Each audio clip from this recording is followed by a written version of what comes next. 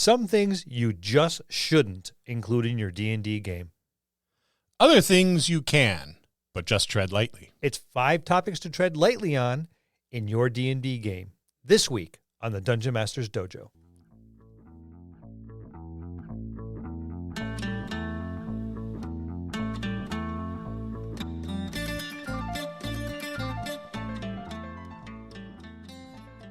Hello, and welcome to another episode of the Dungeon Masters Dojo podcast.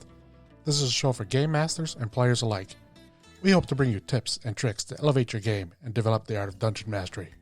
I'm your host, Louis Aponte, and these are your dungeon masters, Scott Labby and Bill Robitaille. Let's enter the dojo and see what they have in store for us today. Hello, Scott. Hello, Bill. Hello, Lou. Hello, Lou. We're talking about things this week that you should be very cautious about, including in your D&D game. But let's talk about something Let's go ahead. that you should not tread lightly on. And that, of course, is entering into our epic giveaway. Dun, dun, dun. Yes. And because there was so much stuff in this giveaway, I had to pull up our website, www.thedungeonmastersdojo.com, which is where you need to go to enter into the epic giveaway. It's totally free, so why not do it? But listen to what we're giving away. And listen tell. carefully. It's a long 4 list. dice trays, 12 complete sets of dice that are guaranteed to roll better for you than they would for me. Guaranteed. 4 Crown Royal bags, because that's what the dice bags were back when we first started playing D&D. I always thought we should call them traditional dice bags. Because that's precisely what they are, and because we love each and every one of you, the 3 of us emptied the bottles in each one of those bags For you. for you, and my liver hurts. Mine don't. Mine wants more. The D&D Essentials Kit. Nice. That comes with a module, Yep. or an adventure, I should say. No module. The D&D Starter Kit, again, with an Module. adventure. Horde of the Dragon Queen D&D Adventure. The Young Adventurers Collection for the brand new D&D players. Got to draw them in. Gotta. Nerdarchy's Out of the Box Encounters. Now, this is a big, big hardbound book full of gorgeous artwork made by Dave and Ted over at Nerdarchy. That is a quality book. I think it retails for like $50 or, Yep. or Exactly. something like that. Yeah, it's a really good edition. Yeah, it is. Brass and Steel Steampunk Tabletop RPG. That's a whole other fun game. Fun is. game. It is great fun. Some OSR greats. The Rad Hack, Into the Odd, and White Box Fantastic Medieval Adventure Game. Not bad. But wait, There's more. There's that's more. not all. The Curse of Strahd Revamped is included as well. This is a big giveaway, and that each one of these things is probably a decent thing to get just on its own. But no, we've packaged them all together, and you get it as one giant lump sum. For the low cost of 0. Nothing. Like 10 seconds of your time. All you have to do is go to the DungeonMastersDojo.com, leave us a message. The form is right there On the bottom of the first page. on the bottom of the first page, and enter into our epic giveaway. Why are we doing this? Not just because we are awesome, but it's in celebration of 1 year of podcasting. We're very happy to have lasted 1 year. We're even happier to have people other than our immediate family listening to us. So thank you. So this is your opportunity. It's our way of saying thank you to each and every one of you. Tell your friends to enter as well. They should listen too. So make it a point to go, hey, listen to these guys. Yeah, spread the word. Spread the love. Yeah. Yeah. I mean, the beauty of it is not only do you get to enter, but while you're making comments, perhaps while you're there, take more than just 10 seconds and maybe make a suggestion of what you'd like to hear. Whether Yeah. or not you'd actually like to listen to these 3 old farts do live gameplay. Yeah. There'd be more than just the 3 of us, but yeah, Well, I mean, yeah, if you're but- interested in something we'll, like that, We'll drag a couple more old farts along Yeah. with us. So, yeah, we'll drag we some- haven't started dying yet. No, Not yet. well, I have, but I'm just not letting you guys know. I have really good spells. There's a jar that has like his soul in it somewhere, so you really can't do him in. There's a until you- phylactery Yeah, hidden somewhere. until you bust that old mason jar, up on.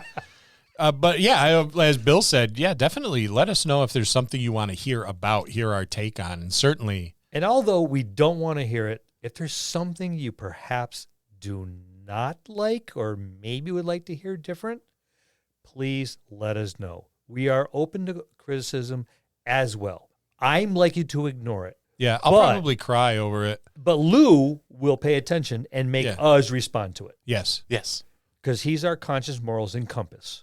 I don't know about the morals. Well, I don't have any, so he has to have Well, something. that's why we have Frank on board now. Yes. Yes, we have Frank. We have a staff member. A young whippersnapper, if you will, a dynamic young man in his mid-40s. Well, it's barely into his prime, is by my standards. Yeah, I think Frank might be younger. I think he is younger Actually, he is. by a couple years. Yeah. But he's taken on several of the new editing responsibilities. At one point, he did this as a profession. Yeah. So if suddenly we sound slightly better, because Lou does an amazing It's job. not because we haven't improved. No. No, because no. we've tried, and Lou's yelled about it, and You've tried. yeah, I'm not big on trying. I've run out of the room in tears, locked I'm myself in the stalwart. bathroom. There's not Yeah. much change for me. But if we do sound better, it's Frank, not us. Thank you, Frank, in advance. Yes, thank you, Yes. Frank. And Lou is far less cranky, not having to. Well, I'm actually not far less cranky, but less cranky. Incrementally. Yeah, not smiling. having to. Yeah, which is nice and disturbing. But Much like a shark smiles. the to-do list has gotten larger because he has more time in his hands. Way bigger. It sucks. Double-edged sword on that one. Gee, thanks, Frank, for making Lou pay more attention to us. Yay. We liked you right up to this point right now. Now you're just tolerable. Well, So, topics to tread lightly on in your D&D game. I think if you are a new DM, These are something you guys need to really yeah, take to the point.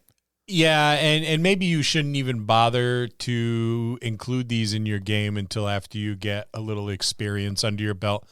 There's a way to do it well and properly, but if you don't, then it could be an absolute nightmare. I think straight out of the gates, the one and only way you can get away with touching on any of these subjects and have your table not freak out on you is familiarity with your players. It's absolutely necessary. New players, no. This Nope. is taboo. This is going to shift to a whole different category. But if you are familiar with your players, you've been going around, you know these people. They're our friends. You can touch on these carefully Yes. and done so. And there are some campaign settings that will delve into these as well. Yeah. So you need to do so carefully. And I think your session 0 is where you establish that baseline. I was just going to say This is that. where I'd like to go. This is the game system what we're going to use. This is the campaign setting. This is what I'm thinking of doing. There may be some of these items that we're going to go over that might come up. Is anyone uncomfortable with this? Yeah. Are we cool? Establish your baseline immediately. It requires your players to have a great deal of trust in you. Yes. That is extremely important, that you're not going to do anything offensive towards them, that you're not, trust is a big factor. And respect, because Yes. if it does and the players start getting out of line, they have to respect the game master to be able to reel it in. Yes. And if he says, no, that's enough, let's not go there, your players must respect the game master as the head of the table to say, all right, okay, yeah, all right, maybe that went a little bit too far. Okay, we're good. Yep, I think I was listening to D20 to Curtin with Jerome and his crew. One of my favorites. Way back in the beginning, and he actually sat down, if I remember correctly, and asked each one of them what topics they want to stay away from. That's another way to do it, too. Yes, it is. Just say, hey, what are you comfortable with and what are you not comfortable with? Yeah, and if you have a table that you've been playing with for a while, then you can have that conversation out in the open. Yep. If you don't, maybe it's just write down what you're not cool with. Or have a one-on-one. Yeah, or have a one-on-one. And DMs, you absolutely must be respectful of these boundaries. Yeah, there's no gray area on this one. Yeah. And that's coming from me, who has no filters and very little forethought in anything that spills out of my face hole. So It's because he talks first, thinks later. I don't think at all. We're going to be going over these, and a lot of these I'm like, I spout stuff off of these all the time. Yep. And that's half of the editing stuff that ends up on the floor because Bill has no filters and speaks first. Well, Bill's not as bad as he thinks he is sometimes. And I've cut stuff even from what I've said. Because I was like, ooh, that's bad. Scott, maybe once or twice. Bill, maybe 2 or 3 times. Me, myself, maybe once, twice. Well, a lot of that stems from our familiarity. Yes, we've known each other. We've known each other longer than we haven't. As Yep. Scott says, 30 plus, almost 40 years we've known each other. So there's a certain familiarity, and things, like I said, will spill out of my noisy making face hole because of that familiarity. Bill forgetting that he's speaking into a mic for Public consumption. public consumption, and then Lou just rolls his eyes, does the face palm thing, and I'm like, oh, that one's going to make the floor. But yeah, these are mandatory. So let's get into it, shall we? Let's just dive right in.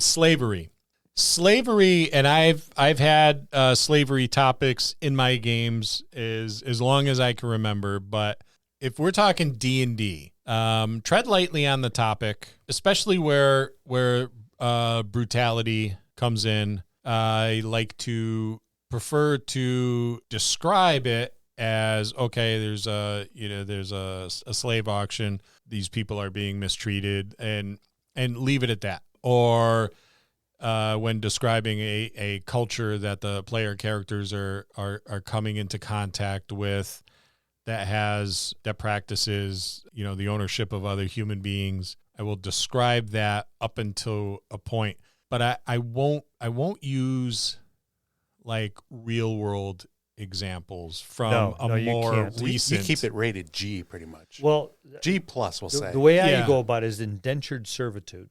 Yes. And then when I have it in my mind, it's where if someone had a debt, they would put themselves in indentured servitude to pay off their debt. They voluntarily went into this. Or if they were captured from another country, they were put into indentured servitude. And they could actually earn their freedom at some point. So how you go about it is tricky. I don't want to say you want to sugarcoat it, but you don't want to brutalize it by any means. Right. It's not that I own this person, they are a piece of property. They own this person to pay off a debt. And or to, whether it's to me, to society, something like that. You got people these days picking up trash on the side of the highway. That's community service. That's indentured servitude. To a considerably lesser degree. Yeah, it is. But it is. So would you call them slaves? No, they're indentured servants. I have never to society strayed from that ownership of other people. Straight out slavery is something that's been a part of my campaigns for a while. There's just some cultures that practice it in our homebrew world, other cultures that abhor it. And it is an opportunity for character development, campaign development, furthering the storyline. But you really, you can't sugarcoat it because it's just not, no matter how much sugar you put on a topic like that, it's not going to be appetizing. No. But you don't want to romanticize it either. Correct. But you don't want to get into the brutal ugliness of it because that could be really deeply disturbing. And, that topic's not that distant in our past, unfortunately. No, unfortunately, no. No, it's not. But, even if you go back a little ways in some of the old modules or game systems, look at Dark Sun. Dark Sun is all based on that. Yeah. There's a huge, and that's one of the giant controversies about bringing Dark Sun back. But it is part of that particular world. There's no adventure in a perfect world because why? Right. Why would you? Well, this is how I look at it. You'd never want to totally get rid of it because then you'll forget about it. Yep. and you won't have nothing to learn from. So as long as you're treading lightly, at least that's something that everybody else can take away and say, this is something that shouldn't happen today in society. It's a part of the game, but it should not be in the forefront, and it should not be the driving part of your story or your game or your characters. Right. It is just one more nuance in the game that they have to, an adversity that they're going to have to work with, around, or against.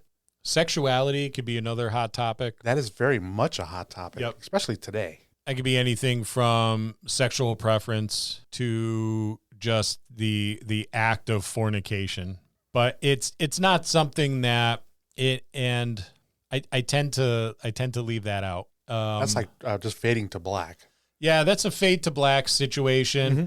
And sexuality, such as sexual preference, when it is included in my game, it is usually because a player character has a particular preference, and I'm always cautious about that because it's not as though I want to have it presented as kind of like a stereotype or used for comedic purposes. Right. So it has to be tastefully done by the player character. Marcus played a bard who was A little flamboyant. Yeah, he was a little flamboyant. It was tastefully done, but he was non-binary. I think that's the word you're Is that looking for. the Yep. word? Yeah. So we are trying to learn this new language. I was going to say, if we say something wrong, it's because We we don't know the new words. It's only Yeah. our ignorance. we're practicing.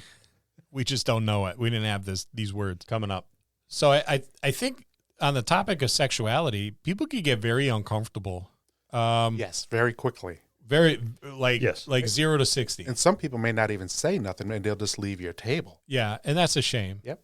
Well, that falls to the game master to see the body language. Yeah, and you can tell. And, You can and read stop. it. You should be able to communicate and interact with other people all day long on our during our lives. No matter how secluded you are, you still have to go out and shop. You still have to go get gas for your car. You still have to pay your bills, and you still run into people. As you do so, you pick up on body language, and it's fairly easy as long as you're paying attention. And as a game master, you damn well better be paying attention to your players. And if you see someone squirming, having a difficult time making eye contact, pulls themselves back from the table and crosses their arms, that's a typical sign of closing themselves off. Yeah, because you really don't know what happened to some people in their in their personal lives. Exactly. Yeah. So if you see some of these signs, and I'm not even a therapist, and I'm the old grognard here, so if this troglodyte old bastard can figure it out, you should be able to. Yep. If you see signs like this, then you need to pull them aside and say, hey, am I making you uncomfortable? Is this whole thing going awry? And it's just not about the DM making them uncomfortable. It's Right. the next person making you uncomfortable as well. Yes. Yeah. Yep. Um, So, not necessarily if you were doing it, if it's being done at the table. Right. You as the game master are the referee. You're taking ownership. Right. So you're the one that needs to notice this and say, hey, let's take a break here, and hey, can I talk to you over here in the corner for a second, and get to the gist of it. And if that's the case, then you come back and go, okay, we're gonna change the tact here, and we're gonna kind of like put the kibosh on that because it's going a little off story, and sugarcoat it, disguise it, or just say, hey, there's people at the table not feeling comfortable with this. That's what I was going to say, because you don't want to single anybody out either. Right. 'Cause that will make So there's them people feel that are feeling uncomfortable. uncomfortable with this. Let's not go this way. Let's try this instead. Yeah, and players, please be respectful of that too. Yes. Because there may be a point in time where you're not feeling okay about something, and you're going to want that degree of support Shoe on from the other foot. the other folks.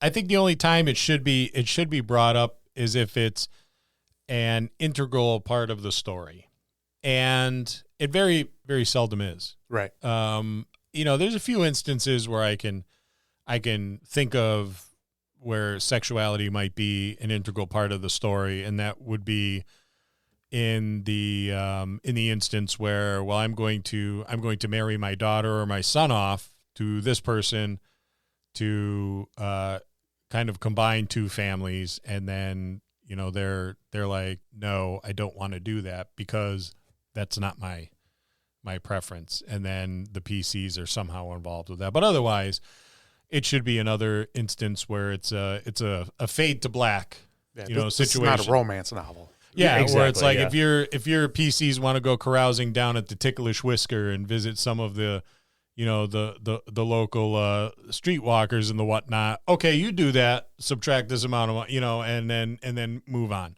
We don't need a detailed Yeah. list of your exploits. Thank you. And certainly, sexual preference shouldn't be really, a factor in. It never should be. In anything really. Well, what does it really matter, right? But one of the big reasons why that should be tread lightly is you don't know what the preferences are of your players, because it's not like you fill out a questionnaire before you sit at the table, right? Nor should you. Just show up and Even play a if good you game. do know what their preferences are, Be respectful. be very respectful, Yeah. because now you're kind of insulting them. Yeah, and I feel like the game table is somewhere where people could just sit down and be accepted as who they are, and that's it. You're a cool person to play with. That's all that really matters. That's all that should matter. And you played that character, and I don't care. That character was cool. Yep. And whether it is a reflection of your personal preferences or an abstract, that's fine. It doesn't matter. That's the character, and that's what you played, and that's what you presented, and that's what we're reacting to, and that was cool. Politics. The hot one. Well, this one's debatable. Yeah. This like- one is. Because like if it's us three here, like I said, we've known each other. We know kind of our our political stances, and we can have this talk without getting into an argument. It's like church and state. You don't do that. Yeah. Once again, familiarity, Exactly. is a huge, huge thing. But if you don't know, now I bring politics into my games a lot, but it's the politics of the world that we're in, not real life politics. And that's what's important. And that's the differentiating, that's the borderline, all right, is this the politics of now, if your politics in your world are very mirror-like and reflective of the present day, you're setting yourself up for issues, Yeah. right? So if it's a fiefdom, leave it at that. If it's a matriarch, then leave it like that. If it, go back to one of our other episodes where we've talked about, different governing bodies. I believe I did that in one of the quick tips. I don't remember which name. I don't we remember did. which one off the top of my head either. But still, try not to mirror present day politics, because you're just opening yourself up for a world of shit. Yeah, you don't want to get it. You don't want to get it too close No. to where we're at now, which is a pretty hot political climate for the past several years. True. And another one of, our gaming group has all sorts of different political affiliations, and we all seem to get along because we leave that outside of the gaming table. Absolutely.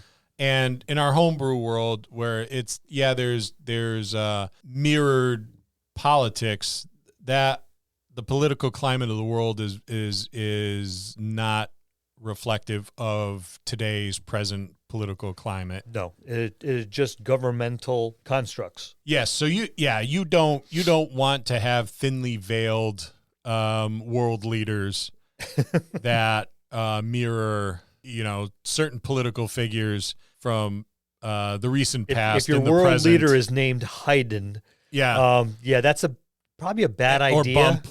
Bump. Yeah, you really need to Rethink. back it off a little bit, because people have a very strong emotional bond with their belief sets, and politics is one of them. So it's not okay, really. If you want to keep friends and have a good time at the table, leave all that other bullshit outside. That's why we get together and we game, is to get away from the grim reality of life at times.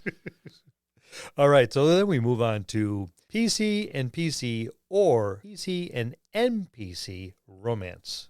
Yeah, that's something that I like to just brush over. Again, unless it's part of the plot Yeah. and the storyline, or the player characters say this is what we want to do, I was about to say play style, housekeeping, Yep. right? like that. That's a different style of game, and if Yes. your game master allows it, And it is, you're right. And this is very much a housekeeping play style, because we're going to do this. And what are you going to do? We're going to go buy furniture. Okay, fine. If that's the way the game's going to go, then that's the way this game's going to go. Yeah. But if they're not ready for it, this could really derail your game real fast. It can. There's all sorts of stuff that could go wrong. I have seen a PC romance between two players, one of which was another player's girlfriend, and that did not go well. You get a lot of that too. Yeah, the boyfriend, girlfriend, all of a sudden, as the the PCs. Yeah. Their boyfriend, girlfriend, or husband and wife as well, and that or it never turns out well. Or they're not husband and wife, but it's like, okay, I'm having a romance with this dude's real life girlfriend at the gaming table, and that never goes well. Nope. Or some cringy moments with a couple people playing different gendered characters, and it just is just like, what is going on right now? Or I want to fornicate with the buxom barmaid, or the person running the general store, and they want to role play it out. No. Just fade to black. Fade to black. This coming from the relationship king himself too. So, just nailed it. But like I think you said it can destroy a game. I remember years ago in this very basement, we had somebody that was a housekeeper. Yes. And I was down here. I played, but I wasn't playing. Right. You were attending. And that's what it was. And really wasn't good for me anyway. Yeah. It wasn't my style of game. So it really does put people off sometimes. Yep. And it's a different play style. And if that's what you're comfortable with and that's what your game master's presenting, that's your table, great. Have fun with it. But in most cases, people do not want to role play out the day-to-day lives of a couple. Yeah. Right. Because most of us are doing it in real life. And want to get away from it. Yeah. We need that break. Yes, I've bought furniture in real life, and it sucks. It's expensive. And after that, I mowed the lawn. I was about to say the same thing. thing. And I picked up the dog crap in the backyard. Yep. I picked up the dragon crap in the backyard. And and the Zorn got off the leash again. So, and the neighbors are pissed. Yes. It's like, all right, that's what I do 6 days out of the week, 24 hours a day, 7 days. Give me my 4 hours of like fantasy. Yeah, I want my sword to kill things. Yes. So does he, but it's not going to happen. Nope, he's going to miss. But the romance stuff, you have to be very tactful when you deal with that. And there's just, sometimes you just got to say, it's not really. I've had boyfriend, girlfriends, and husband and wives and stuff, and usually I talk them out of the inner game romance. Yeah. It's easy because a lot of times I give them NPCs, and if I know they're playing them, I will write into their backstory. They usually barely tolerate one another. Much like a real relationship. So, well, that's just one of yours. Yeah, one. So, it's a rough crowd I hang out with. The one of many. Oh, there you go. Any more shots you guys want to take before we move on to the next one? No, we'll move on to the next one. I think we were good. Probably my biggest one here is the overt racism and bigotry. I think that's one of mine too. This one pisses me off. I'm okay with a little bit of it in the game, like much in the same way that, in the old days, the elves and the dwarves never really liked each other. Right. But it wasn't nastiness. Right. It was just different ideologies, and that was touched upon a little bit in Tolkien's works, and I think it was even in the movies. Yeah, it was overcome with the friendship between Gimli and Legolas. Right.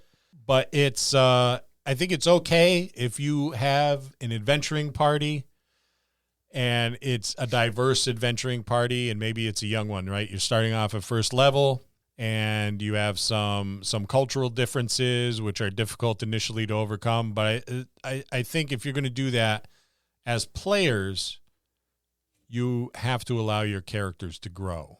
And you can't just say no. That I dislike this particular race, or I dislike this particular class because of this, and I will never change. Or even station. Yeah, or even station. Yes. I will never change. And if you stick with it and stick with it and stick with it and stick with it, that character's not growing.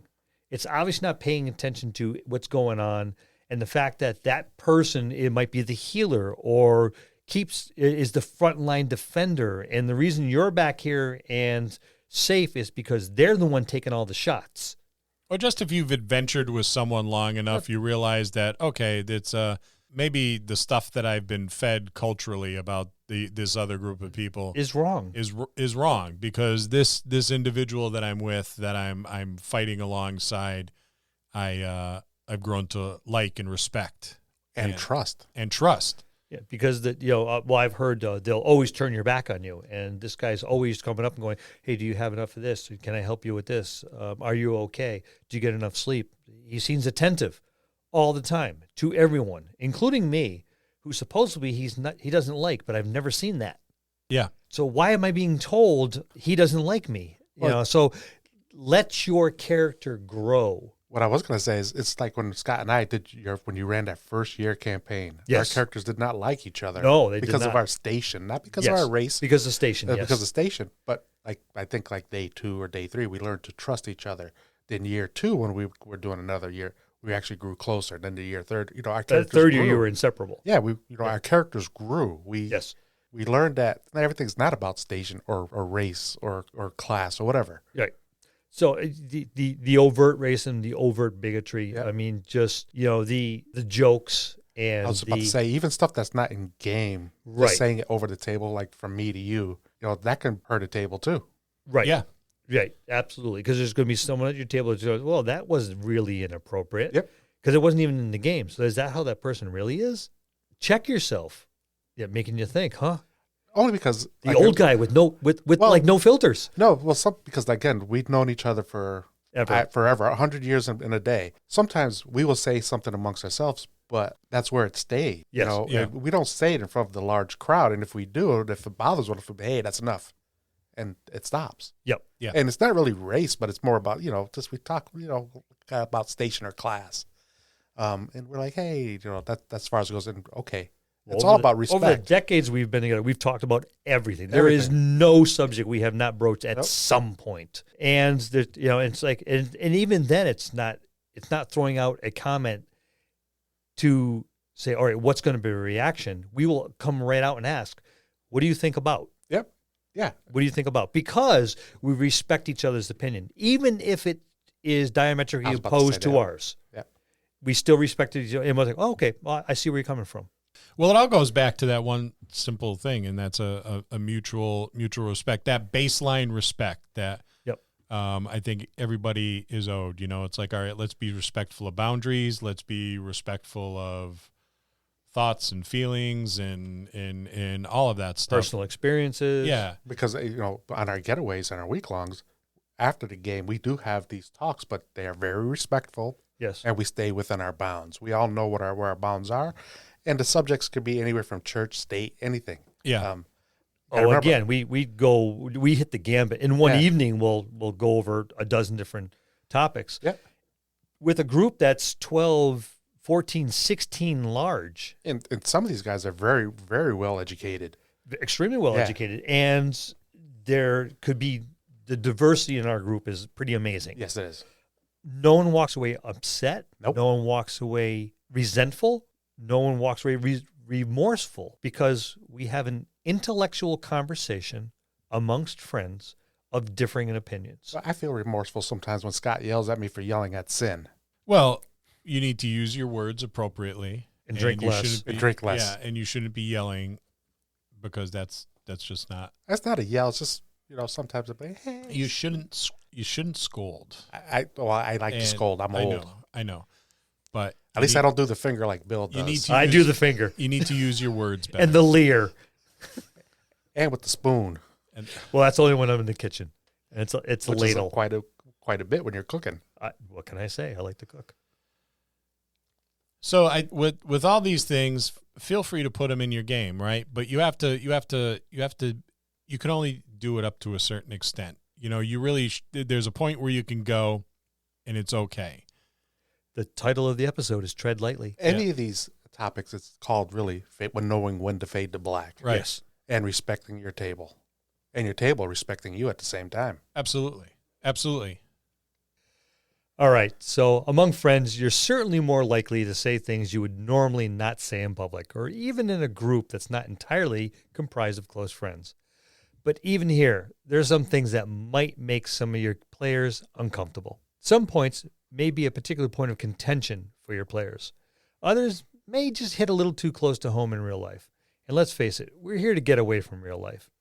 If the subject comes up that seems to make anyone at the table uncomfortable, or you think the topic might be a little bit too much, ask your players whether we can discuss this, and if not, end the conversation.